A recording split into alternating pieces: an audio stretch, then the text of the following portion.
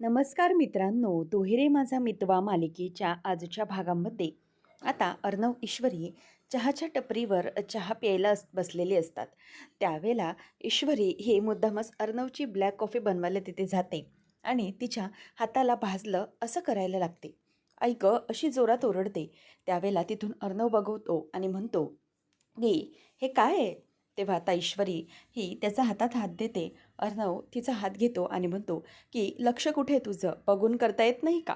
तेव्हा मग हातात घेतल्यानंतर अर्णव म्हणतो की काय झालं आहे? ईश्वरी म्हणते की काहीच नाही, लागलं मला. तेव्हा मग अर्णव म्हणतो की हे सगळं करताना तुला बडबड करण्याची काहीच गरज नव्हती ना? अगं, त्याला तू चहावाल्याला रेसिपी कशाला सांगायला गेलीस उगाच? काहीच गरज नव्हती. उगाचच आपलं तुला पुढे पुढे करण्याची सवय आहे ना, त्यामुळे हे सगळं होतं. म्हणूनच सांगतो की कधीतरी ऐकत जा. असं म्हटल्यावर आता ईश्वरी म्हणते की सर एक सांगू? तो म्हणतो की आता काय? ईश्वरी म्हणते की सर मला ना खरं तर भाजलंच नव्हतं. तेव्हा मग तो तिच्याकडे बघतो आणि म्हणतो की काय? तेव्हा ईश्वरी म्हणते की हो सर मला ना भाजलंच नव्हतं. मी फक्त बघत होते की तुम्हाला माझी काळजी आहे की नाही. आहे काळजी. असं म्हटल्यावर अर्णव रागानेच आता तिचा हात झटकून टाकतो आणि नंतर मग ती गुपचूप असते. अर्णव पुन्हा रागाने जाग्यावर जाऊन बसतो आणि ईश्वरी हे सगळं बघत असते आणि भैया हो गया ना असं म्हणून ती ते दोघांचेही चहा घेते आणि अर्णवला ब्लॅक कॉफी आणि स्वतःला ती चहा घेते. अर्णव आता कॉफी प्यायला सुरुवात करतो. ईश्वरी म्हणते की सर आहे ना, व्यवस्थित झाली आहे ना कॉफी, तुम्हाला हवी तशीच? तेव्हा तो म्हणतो की नाही, तशी झाली नाही आहे. मला जेवढी कॉफी लागते म्हणजे जेवढी कडू लागते कॉफी तेवढी ही कडू नाही आहे. तेव्हा ईश्वरी म्हणते की हो आता काय आहे, मी तुम्हाला जसं बनवायची ना तशीच कडू बनवली, पण काय करणार, माझ्या हातचा गोडवा त्यात उतरला असेल ना, म्हणून थोडी गोड लागत असेल. असं म्हटल्यावर अर्णव रागानेच तिच्याकडे बघतो. ईश्वरी पण पुन्हा कॉफी प्यायला सुरुवात करते. दोघंही एकमेकांकडे आता बघत असतात. अर्णवचं अजूनही टेन्शन डोक्यावरचं गेलेलं नसतं. तो कॉफी पिण्यात मग्न असताना चहाचे घोट मारत मारत ईश्वरी मात्र अर्णवकडेच बघत असते. आणि हे सगळं होत असताना अर्णव बरोबर नोटीस करतो की ईश्वरी त्याच्याकडे बघते. परंतु हे झाल्यानंतर अर्णव आता गपचूप तिथून उठतो आणि चल झालं असेल तर चल असं बोलून ते दोघंही निघतात आणि भिया चलो निकलते हे असं म्हणून ईश्वरी पण निघते. अर्णवचा मूड थोडा का होईना ठीक झालेला असतो. नंतर मग ईश्वरी आणि अर्णव हे शलाकाच्या काका काकूकडे पोचलेले असतात. तेव्हा मग काका काकूंकडे पोचल्यानंतर दोघंही एकमेकांचं ओळख करून देतात आणि आम्ही आलोय शलाकाच्या ओळखीचे आहोत. ईश्वरी पण स्वतः सांगते की मी शलाकाची मैत्रीण आहे. तेव्हा मग यांचं काय झालंय, हे असे अंथरुणाला का खिळलेले आहेत काका? तेव्हा मग ती सांगते की ॲक्च्युली यांचा हल्ली अपघात झाला आणि अपघात झाल्यापासूनच ते अंथरुणाला खिळलेले आहेत. म्हणजे तेव्हापासून त्यांना काही स्वतः उठता आलेलं नाही आहे.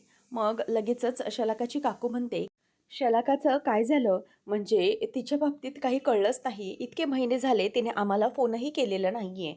म्हणून आम्हाला काळजी वाटते. पण तिचा यावेळेला फोनही येत नाही आहे. तेव्हा मग ती म्हणायला लागते, की "सॉरी शलाकाताई तुम्हाला कॉल करू शकत नाही." तेव्हा मग ती काकी विचारते, की "का?" तेव्हा त्यावर ती म्हणते, की "हो, कारण शलाकाचा खून झाला आहे." हे ऐकल्यावर काका काकूला धक्का बसतो. ते दोघंजणही रडायला लागतात. ईश्वरी म्हणते, की "प्लीज तुम्ही दोघंही रडू नका." तेव्हा मग काका काकू म्हणतात, की "काय? कसं झालं हे सगळं?" आम्हाला शलाकाच्या फोनची वाट बघत होतो आम्ही, पण तरी तिचा फोन नाही. म्हणून मला गडबड वाटतच होती. तेव्हा लगेचच आता अर्णव म्हणतो, की "हो, ॲक्च्युली आम्ही हे सगळं सांगायलाच तुम्हाला आलो होतो आणि तुमच्याकडून काहीतरी माहिती हवी होती, म्हणून पण आम्ही इथे आलो होतो. म्हणजे शलाकाविषयी विचारायचं होतं." तेव्हा मग त्या रडायला लागतात. अर्णव ईश्वरी म्हणतात, की "प्लीज तुम्ही दोघंही शांत व्हा. प्लीज असं कुठल्याही बाबतीत चुकीचा विचार करू नका. शांत व्हा." तेव्हा मग आता त्या म्हणायला लागतात, की "कसं शांत होऊ? शलाकाच्या बाबतीत इतकं चुकीचं कसं काय घडलं?" तेव्हा आम्हाला काहीच कळलेलं नाही आहे.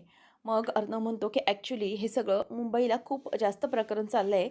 शलाकाच्याबद्दल रोज न्यूजपेपर्समध्ये बातम्या येत आहेत, परंतु इथे अजूनही त्या बातम्या येत नसतील, त्यामुळे तुम्हाला समजलं नाही." मग ते म्हणतात, ईश्वरी अर्णव, की तुम्ही जरा प्लीज आम्हाला हेल्प करा. म्हणजे शलाकाच्या खुन्यापर्यंत आपण नक्कीच पोहोचू शकतो. परंतु तुम्ही जर प्लीज आम्हाला त्याच्याबद्दल जरा काही माहिती दिलीत, म्हणजे तो काय आहे किंवा नक्की त्याचं काय आहे, हे सगळं आम्हाला जर तुम्ही सांगितलंत ना, तर नक्कीच काहीतरी मदत होऊ शकेल. त्यामुळे प्लीज आम्ही तुम्हाला एक गोष्ट विचारतोय, त्याबद्दल प्लीज जरा सांगा. ईश्वरी आता त्या दोघांनाही रिक्वेस्ट करू लागते, की हो, आपल्याला जर शलाकाच्या गुन्हेगारापर्यंत पोचायचं असेल ना, तर मात्र आपल्याला तुम्ही मदत करा. त्यामुळे कसं होईल, की लवकरात लवकर आपण त्या गोष्टीपर्यंत, त्या गुन्हेगारापर्यंत नक्कीच पोचू. तेव्हा मग ते दोघंही गप्प बसतात आणि म्हणतात, की हो, चालेल, आम्ही आहोत तयार मदत करायला. ईश्वरी त्यांना अगदी पोटतिडकीने सांगत असते. नंतर मग आता अर्णव हा राकेशचा फोटो दाखवतो आणि म्हणतो, की "हा बघा, या माणसाला तुम्ही ओळखता का? हा शलाकाचा नवरा आहे का?" असं विचारल्यावर ते दोघंजणही एकदम गप्प होऊन जातात. म्हणजे शलाकाचा हा नवरा आहे की नाही हे ते सांगायलाच तयार नसतात. नंतर मग ईश्वरी म्हणते, की "तुम्ही खरंच ओळखत नाही का? म्हणजे हा एकदा फोटो बघा ना." त्यावर काकू म्हणते, की "नाही, मी ओळखत नाही. म्हणजे हे कोण आहेत हे आम्हाला माहीत नाही." असं ते दोघंजणही बोलून दाखवतात. तेव्हा अर्णव म्हणतो, की म्हणजे एकदा बघा प्लीज. जर तुम्ही व्यवस्थित बघितलं तर तुमच्या लक्षात येईल. प्लीज एकदा बघून घ्या, की खरंच हा नवरा नाही आहे शलाकाचा." तेव्हा लगेचच काकाही बोलतात, की "हो साहेब, हा तर शलाकाचा नवरा नाहीच आहे. आम्ही ओळखतो ना त्याला. या माणसाला आम्ही यापूर्वी कधीही बघितलेलं नाही आहे." असं म्हटल्यावर आता ईश्वरी अर्णव या दोघांचाही हिरमोड होऊन जातो. कारण की हे जे सगळं काही आहे ते शलाकाच्या नवऱ्याबद्दल त्यांना काहीच कळत नसतं. म्हणूनच आता ते अर्णव म्हणतो, की "बरं ठीक आहे, आम्ही आता निघतो. आम्हाला जर काही गरज लागली तर नक्कीच कळवा. आम्ही तुम्हाला नक्की मदत करू." असं म्हणून अर्णव तिथून निघतो. बाहेर आल्यावर दोघंजणही खूप विचारांमध्ये असतात. कारण की जे ठरवलेलं होतं ते तर पूर्ण झालंच नाही आहे. म्हणजे त्यांना जो अंदाज होता, की राकेशच राजेश्वर आहे, परंतु ते सत्यच समोर आलेलं नाही आहे. आता काय करायचं हा प्रश्न दोघांना पडलेला असतो. ईश्वरी म्हणते, की "सर, खरंच कळत नाही आहे. जर राकेश हा शलाकाचा नवरा नाही आहे, तर मग नक्की काय आहे?" तेव्हा अर्णव म्हणतो, की "yes, I am totally clueless. मलाही समजत नाही आहे. आपण जे कनेक्शन लावून इथं आलो होतो, ते कनेक्शन तर काही दाखवतच नाही आहे. म्हणजे शलाकाचा नवरा हा नाहीच आहे हे यांनी स्पष्ट सांगितले आपल्याला. म्हणजे मग नेमकं राकेशचं काय आहे? त्याच गोष्टी मला समजत नाही आहे. शलाकाताईंच्या गोष्टी राकेशकडे कशा सापडल्या ह्याही समजत नाही आहे. तेव्हा मग अर्णव म्हणतो, की "हो, मलाही आता काही कळत नाही आणि ह्यांनी ज्याप्रमाणे सांगितलं आहे तर आपल्याला त्यावर विश्वास ठेवायलाच हवा. आपल्याला दुसरं काहीही बोलता येणार नाही." त्यावर मग आता ईश्वरी अर्णव परतीच्या वाटेला निघतात. अंजली आता हॉस्पिटलमधून परत आलेली असते. आता ती येत असताना बघते तर खूप सुंदर असं डेकोरेशन केलेलं असतं. ती म्हणते, की "वाह! खूप सुंदर डेकोरेशन केलं पण खूप छान." तेव्हा आता राकेश पण येत असतो आणि त्यालाही ते पाहून आनंदच गालातल्या गालात होतो. त्यावर अंजली आतमध्ये येते. आजी म्हणते, की "तू बस आता इथे पहिली. काय ना, आल्याबरोबर मला तुझी आधी दृष्ट काढू दे. कोणाची दृष्ट लागली माझ्या नातीला काय माहिती?" त्यानंतर मग आता ती दृष्ट काढायला घेते आणि म्हणते, की "माझ्या नातीला कोणाचीही दृष्ट नको लागू दे." तेव्हा अंजली म्हणते, की "आजी, अगं काय करतेस असं? दृष्ट काय काढतेस तू माझी? मी काही आता लहान आहे का?" तेव्हा मग आजी म्हणते, की "हो, लहान नसू दे, परंतु मला माझ्या नातीची दृष्ट काढायचीच आहे." असं म्हटल्यावर आता सगळं होतं. मग अंजली म्हणते, की "ते जाऊ दे सगळं. चिंटू आणि ईश्वरी दोघंजणं कुठे आहेत?" तेव्हा मग लगेचच आकाश म्हणतो, की "हो दीदी, अगं त्यांना ना अचानक पुण्याला जावं लागलं, त्यामुळे ते गेलेले आहेत." मग ती म्हणते, की "पुण्याला का अचानक?" तेव्हा मग आजी म्हणते, की "अगं, त्याच्या मित्राचा ॲक्सिडेंट झाला आहे, त्यामुळे त्या दोघांना अचानक जायला लागलं." तेव्हा मग अंजली म्हणते, की "अच्छा, मित्राचा ॲक्सिडेंट, पण कोणता मित्र?" तेव्हा आजी म्हणते, की "ते नक्की काही माहिती नाही कोणता मित्र, पण त्याला अर्जंटली जावं लागलं म्हणून दोघं गेलेत. आणि हो, काळजी करू नको, सांगून गेलेत ते दोघंजणंही, की लवकरात लवकर येतील, तुझ्या डोहाळे जेवणापर्यंत पोहोचतील." तेव्हा मामा म्हणतो, की "बरं, आपल्याला आणखी थोडी तयारी करायची आहे. तू नम्रताला बोलावून घेतोस का आकाश? म्हणजे कसं आहे ना, थोडी ती पण मदतीला असली तर लवकर होईल ना सगळं." तेव्हा तो म्हणतो, की "ऑल राईट डॅड, मी बोलावतो." आणि मग नम्रताचा विषय काढल्यानंतर वल्लरी म्हणते, की काय गरज आहे तिला बोलावण्याची? म्हणजे इतर पाहुणे जेव्हा येणार आहेत ना, तेव्हाच तिला पण येऊ दे ना." जसे इतर पाहुणे हे पाहुणे म्हणून येणार आहेत ना, तसंच तिलाही तेव्हाच येऊ दे. काय गरज आहे अगोदर बोलवण्याची? तेव्हा मग मामा म्हणतो, की "अगं गरज काय म्हणजे ती सून होणार आहे या घरची. मग तिने अगोदर आलं तर काय प्रॉब्लेम आहे?" त्यावर लगेचच आता मामा म्हणतो, की "तू शांत बस. येऊ दे नम्रताला. तुला काही प्रॉब्लेम असेल तर तू तुझ्याकडेच ठेव." ती म्हणते, की "ठीक आहे. जर नम्रता येणार असेल ना, तर मात्र मी या कार्यक्रमाला थांबणार नाही. जर इथे आता नम्रता येणार असेल, तर मग मी अगोदरच निघून जाईन." त्यानंतर मामा म्हणायला लागतो, की "ठीक आहे, तुला जायचं आहे तर जा. परंतु नम्रता या घरची सून आहे, त्यामुळे ती येणारच आहे." तेव्हा दोघांमध्ये वाद होतात. नंतर मग मामा म्हणतो, की "बोलव रे तू तिला."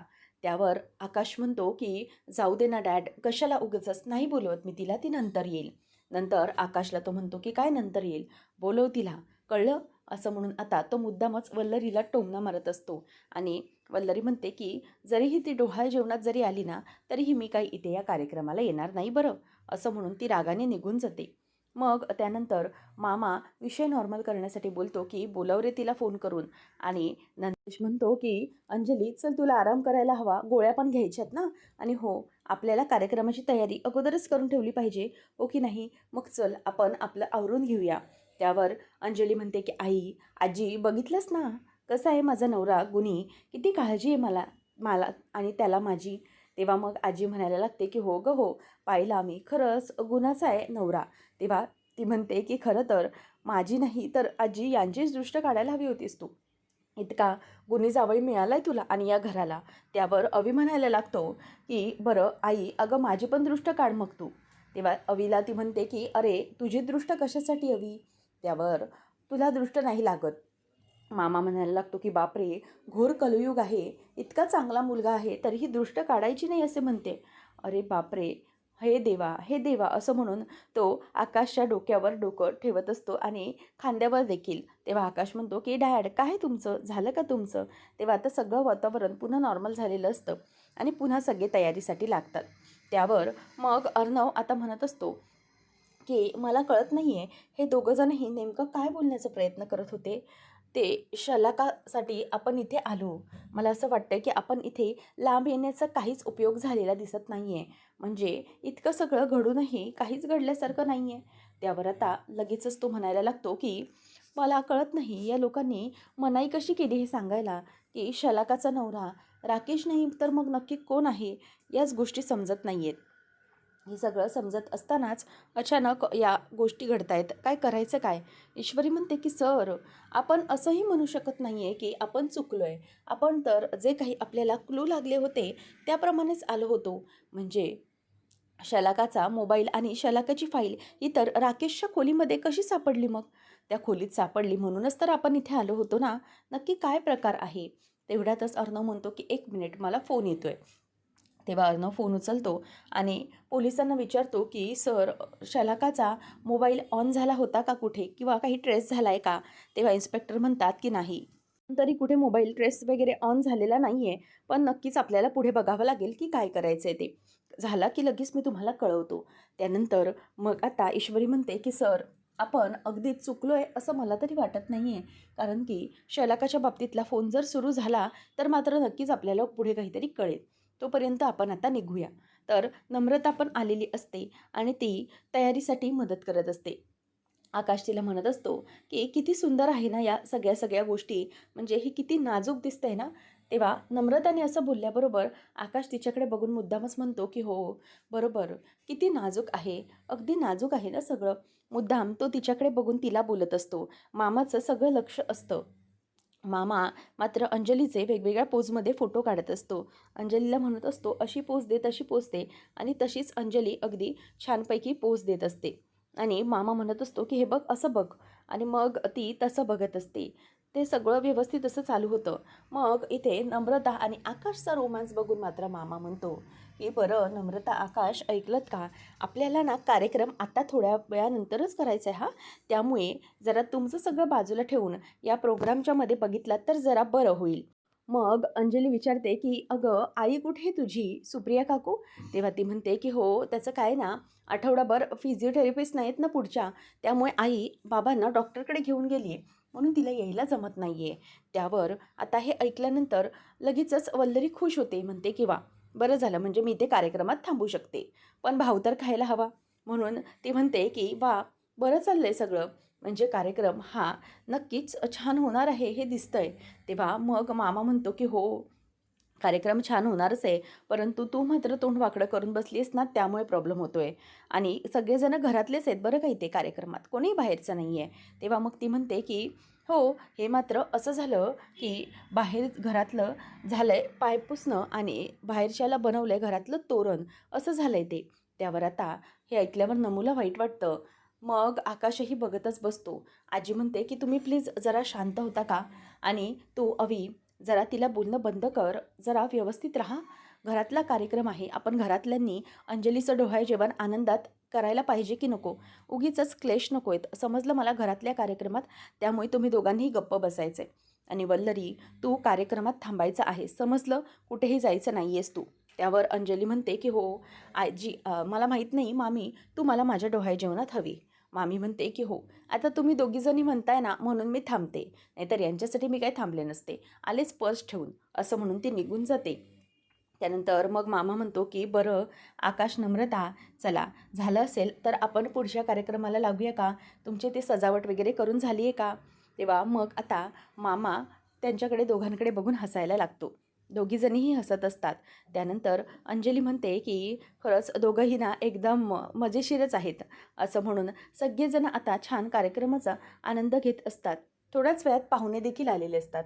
मग अजून ईश्वरी, अर्णव आले नाही, त्यामुळे सगळ्यांना टेन्शन आलेलं असतं. तेव्हा मामी पण कार्यक्रमामध्ये येते आणि सात्विका ताईची आठवण काढली जाते. लगेच आजी म्हणते की आज जर अंजलीला सात्विकाने पाहिलं असतं ना, तर मात्र तिला खूप भरून आलं असतं. तेव्हा मामा म्हणतो की अगं, हे सगळं कशासाठी म्हणतेस आई तू? अंजलीला उगीच रडवू नकोस, नाहीतर अंजली ताईचा मेकअप जायचा हा मग बघा. तेव्हा मग पुन्हा सगळेजण हसायला लागतात. त्याबरोबर इथे आता नम्रताला फोन येतो घरून आणि नम्रताला जायचं असतं. त्याबरोबर नम्रता म्हणते की मला ना जरा निघावं लागेल, आईचा फोन आला होता, अर्जंट जायचं आहे. त्याबरोबर मग आता अंजली म्हणत असते की ठीक आहे, जा तू. त्यावर मग नमो म्हणते की अंजली ताई, सॉरी हां, मला जावं लागते. अंजली म्हणते की अगं हो, हरकत नाही, तू जा, काहीच प्रॉब्लेम नाही. नंतर मग आता सगळेजणं गपचूप असतात. वल्लरीला तर मात्र बरंच वाटतं ती निघून गेल्यानंतर. मग मामा म्हणतो की बरं आकाश, तिला जायचं आहे तर तिला प्लीज जरा ड्रॉप कर. तेव्हा तो म्हणतो की येस डॅड. अंजली बोलते की नक्की काय झालं आहे? अजूनही काही पत्ता कसा नाही आहे या दोघांचा? म्हणजे अर्णव आणि ईश्वरी हे दोघंजणी आत्तापर्यंत यायला हवे होते ना, अजून कुठे राहिलेत ते? आलेत कसे नाही? असा प्रश्न आता इथे तिला पडलेला असतो. त्यामुळे ती टेन्शनमध्ये असते. नंतर मग अंजली विचार करते की थांब, आता मी चिंटूला कॉल करते. थोड्या वेळापूर्वी तर म्हणाले की आम्ही पोचतोय. मग आजी म्हणते की हो, आपण सुरुवात करूया. तो म्हणालाय ना येतोय तर येईल तो. मग ती म्हणते की नाही, ते दोघंजणं आल्याशिवाय मी कार्यक्रमाला सुरुवात करू देणार नाही आहे आणि ओटी वगैरे पण भरू देणार नाही आहे. असं म्हटल्यावर आता अंजली ही त्या दोघांनाही म्हणते की थांबा, मी आत्ता त्यांना लगेच फोन करते आणि बघते की ते दोघंजणही कुठे आहेत. त्यावरून मला अंदाज लागेल की ते कितपर्यंत येतात. थांब ना आजी, असं म्हणून ती तिला थांबवत असते. आणि नंतर मग आता अंजली फोन लावते. दोघंजणही अजूनही गाडीमध्येच असतात. मग अर्णव म्हणतो की हां ताई, बोल, काय झालं? तेव्हा ती म्हणते की चिंटू, अरे कुठे आहात तुम्ही दोघं? आम्ही सगळेजणं वाट बघतोय कार्यक्रमासाठी. त्यावेळेला मग आता तो म्हणायला लागतो की हो ताई, आम्ही थोड्याच वेळात पोचतोय, काळजी करू नकोस, तुम्ही कार्यक्रमाला सुरुवात करून घ्या ना. त्यावर मग ती म्हणायला लागते की नको, आम्ही आहोत, तुम्ही दोघंजणी या, मग सुरुवात होईल कार्यक्रमाला. त्यानंतर मग आकाशही आता नम्रताला सोडण्यासाठी बाजूला निघून जातो. त्यानंतर मग अंजली म्हणते की आजी, थोडाच वेळ येतील ते, त्यानंतर मग आपण करूया ना कार्यक्रमाला सुरुवात.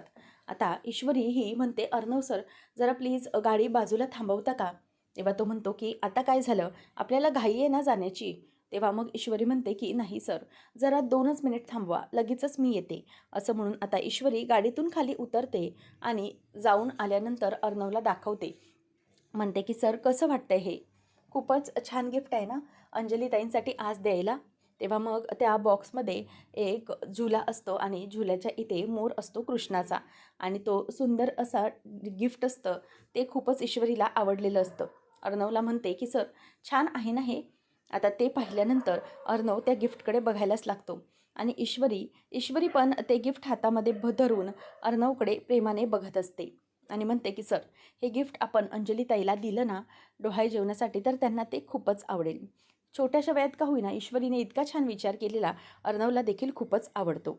नंतर पुढच्या भागामध्ये अर्णव हा सगळं काही उलगडा केल्यानंतर अंजली ताई म्हणते की काय काय आरोप लावलेस तू चिंटू, चोरी, आधी चोरी, विनयभंग आणि आता काय तर खून. किती नको नको ते आरोप लावलेस तू त्यांच्यावर. खरंच तू असं का करतोयस? तेव्हा मग तो म्हणतो की ताई, तुला नाही माहीत हा माणूस. तेव्हा मात्र अंजली ही घाबरते आणि ती त्याच्या जोरात कानाखालीच वाजवून देते आणि म्हणते की चिंटू, बस कर हे सगळं. मला अजिबातच चालणार नाही आहे. किती काही आरोप लावलेस तू यांच्यावर. नाही, मी आता सहन करणार नाही आणि ज्या घरात माझ्या नवऱ्याचा अपमान होतोय त्या घरात मला आता थांबायचंच नाही आहे. असं म्हणून अंजली आता त्याला राकेशला धरून बाजूला निघून चाललेली असते. तेव्हा सगळेजण थांबवत असतात. अर्णव मात्र ताईचा पदर धरतो आणि म्हणतो की ताई, प्लीज थांब, असं करू नकोस. आणि जर मला माझी आई सोडून गेली तर तूही मला ताई पोरगी करून जाऊ नकोस गं. असं म्हटल्यावर आता तो रडायला लागतो. अर्णव हा सगळे राकेशचे प्रकरण समोर आणल्यानंतर देखील अंजलीचे डोळे उघडलेले नाही आहेत. मग नेमकं आता पुढे काय घडणार आहे? अंजली ही या सगळ्या गोष्टीतले सत्य समोर आल्यानंतर नेमकं कसं वागेल आणि अर्णव हा अंजलीसमोर ईश्वरीच्या मदतीने कसं राकेशचं सत्य आणू शकेल, पाहणं रंजकतेचं ठरणार आहे. अशाच अपडेटसाठी चॅनलला सबस्क्राईब नक्कीच करा.